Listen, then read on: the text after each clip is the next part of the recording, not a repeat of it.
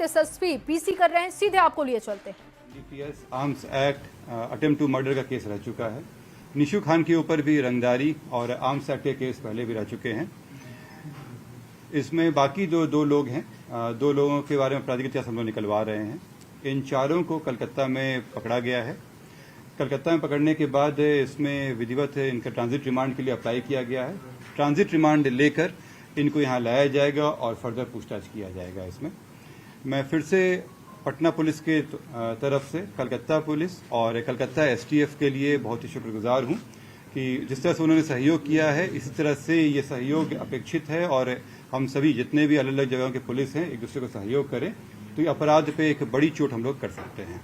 Sir, इसमें निशु खान का statement आया है कि वो इसमें इन्वॉल्व नहीं था और वो वहां था भी नहीं। निशु खान के घर पे ही ये कार्रवाई हुई थी और निशु घटना के थोड़ी देर पहले ही निशु खान ने अपनी गाड़ी से इन लोगों को लेकर भागा। वो गाड़ी में मौजूद था, उसी की गाड़ी का इस्तेमाल किया गया था। उसके एविडेंस आए हैं हम लोगों के पास।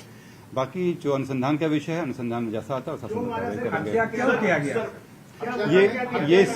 ये सब अनुसंधान का विषय है। जब उनको ट्रांजिट रिमांड से यहाँ लाया जाएगा, कोर्ट में प्रस्तुत किया जाएगा, फिर हम लोग रिमांड लेकर उनसे पूछताछ करेंगे। और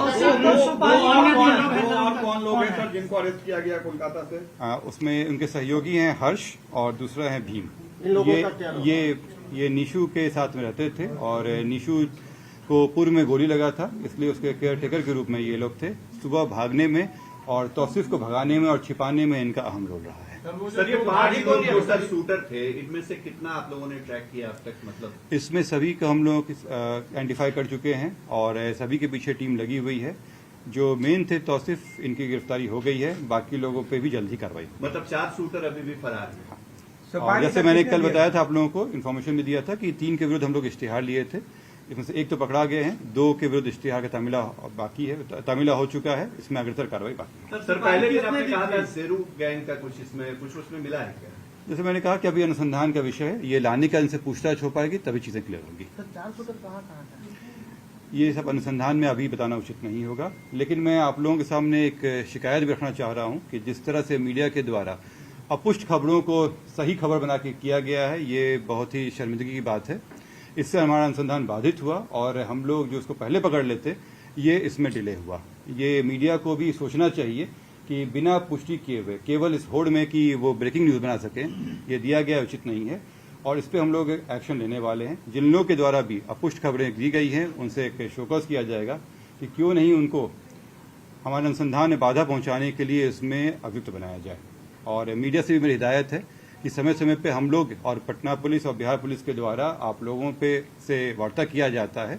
जो भी पुष्ट खबरें होंगी उस पर डाले जाएंगे। अपुष्ट खबरें फैलाना ये अफवाह भी है और हमारे अनुसंधान को बाधित भी करता है। तो आप लोगों से अनुरोध भी है और आप लोगों को हिदायत भी है कि बिना पुष्टि किए हुए इसको चलाने पे कार्रवाई होगी आप लोगों के ऊपर। कितने लोगों को हिरासत में अभी भी आप लेकर रखे हैं जिससे पूछताछ हो रही है? अब जैसे मैंने बताया कि 4 लोगों को कलकत्ता में ट्रांजिट रिमांड के लिए ले जाया गया है। कोर्ट की प्रक्रिया है। इसके अलावा बाकी लोगों से पूछताछ चल रही है। अभी इसके अलावा अन्य अरेस्टिंग अभी नहीं है। सर, हत्या हुई है, हत्या का कारण हम लोग जानना चाहेंगे। आप नहीं बताएंगे और आप कहेंगे कि ये हिदायत है, मीडिया अपुष्ट चलाती है, ये तो आपत्तिजनक बात है। आप स्वयं जानते हैं इसमें कि मीडिया कई दिनों से दिखा रही थी कि कई लोग पकड़ा गए हैं। अगर वो मुझे प्रूफ दे सकते हैं उस चीज का तो मुझे कोई आपत्ति नहीं है, अपने शब्द वापस ले लूंगा। लेकिन नहीं, अगर वो इस तरह का है उनके पास तो मुझे कोई आपत्ति नहीं है उसमें। लेकिन आप लोग जब तक पुष्टि ना हो अफवाह ना फैलाएं, क्योंकि ये काम पहले भी हो जाता है।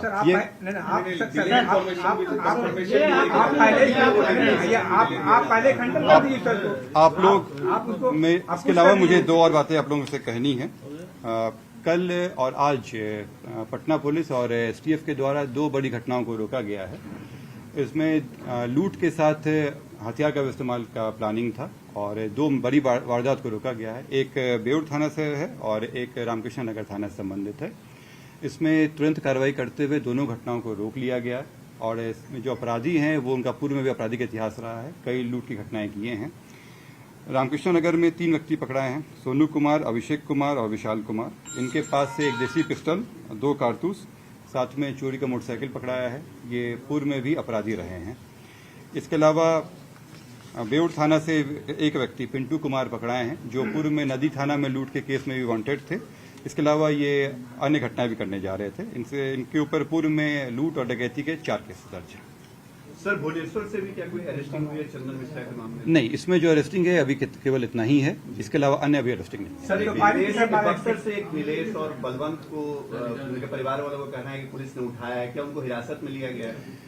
ऐसी कोई इन्फॉर्मेशन जो आप लोगों को मिली है वो गलत है।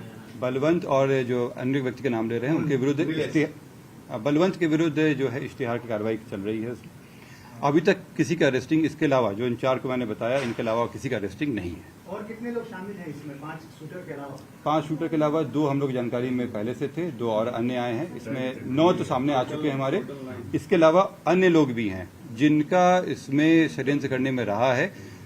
ये जो 9 लोग हैं ये तो डायरेक्टली वहां पे थे। इनके अलावा अन्य लोग थे जिनसे जो हथियार सप्लाई किए, जो रेकी कराने में मदद किए। अभी और लोग इसमें आएंगे। आप कह रहे हैं कि स्पॉट पर 9 लोग थे जब वारदात कर सकते? इसमें जो डायरेक्ट रेजिस्टेंस होता है, जो घटना करने में तुरंत जो किया जाता है, उसमें अभी तक हम लोग 9 लोगों के नाम आए हैं।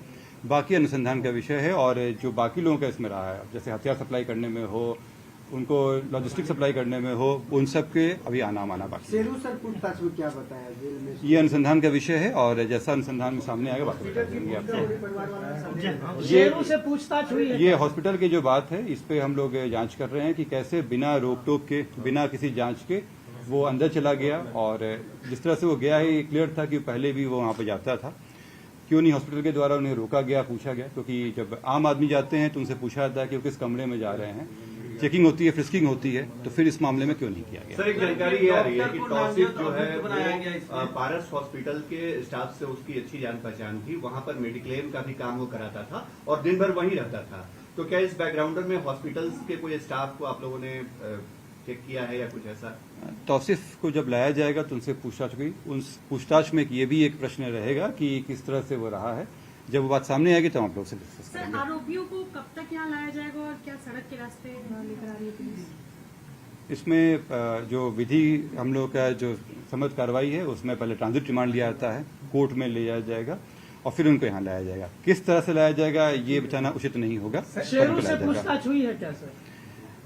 ये अनुसंधान का विषय है, ये अभी हम लोग रिवील नहीं करेंगे। अभी उनको आने दीजिए, पूछताछ में स्पष्ट हो जाएगा सब कुछ। ये चीजें जब तक आप लोगों को एविडेंस के साथ हम लोग प्रस्तुत ना कर दें, अभी उस पर हम लोग कमेंट नहीं करेंगे। सर, पुलिस की लापरवाही भी सामने आई है।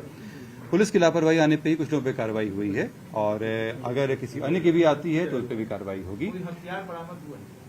अभी हथियार बरामदगी नहीं है। सर, एक डॉक्टर का नाम आया था, उनसे भी पूछताछ हुई है क्या? देखिए, इसमें कई लोगों से पूछताछ हुई है और कई जगहों पर, कई शहरों में पूछताछ चल रही है, तो डिटेल्स स्पेसिफिक आपको हम नहीं दे सकते। किस रास्ते से आए, किस रास्ते से भागे, ये तो बता दो। जैसे मैंने बताया कि ये अभी कलकत्ता से हुए हैं, कलकत्ता भागे हैं। कुछ जो लोग हैं वो अलग जगह पे गए हैं। हॉस्पिटल आने के भी एविडेंस हैं, आने दीजिए इन लोगों को, इनसे पूछताछ होगी कि जो इनको सप्लाई किया गया था मोटरसाइकिल और गाड़ियां जो थी वो कहाँ से। बात आ रही है सामने आई थी। हम लोग को अभी 4 लोग को ला रहे हैं पूछताछ के लिए। अगर अन्य किसी की भी आएगी बात तो उन पे कार्रवाई। दोनों बाइक बरामद हुआ? अभी बरामदगी नहीं है, अभी इन लोगों के साथ ही पूछताछ होगी, उसके बाद बरामदगी होगी। गाड़ी जो लेके गए थे उसकी बरामदगी हो गई है। गाड़ी बरामद। क्या कलकत्ता के रास्ते कहीं बाहर भागने की भी प्लानिंग थी सर? ये आने दीजिए तो ये आने पे स्पष्ट होगा। सर, बैंक मैनेजर का जो सब मिला था उस मामले में कोई अपडेट? पोस्टमार्टम से वो स्पष्ट हो पाएगा कि क्या है। पोस्टमार्टम रिपोर्ट अभी हम लोग को मिला नहीं है। हम लोगों ने रिक्वेस्ट किया है कि वो जल्द दे दें। जैसे ही आता है उससे स्पष्ट होगा कि ये हत्या है या एक्सीडेंट का मामला है। इसमें चंदन मिश्रा को कितनी गोलियां लगी, कुछ पीएम रिपोर्ट आई है? ये अभी पीएम रिपोर्ट हम लोगों को नहीं प्राप्त हुई है और इसलिए अभी इस पर हम कमेंट नहीं कर पाएंगे। कितना को क्या बरामद होता है? ये इन्वेस्टिगेशन का पार्ट है, अभी इसको हम लोग आपको डिटेल्स नहीं देंगे।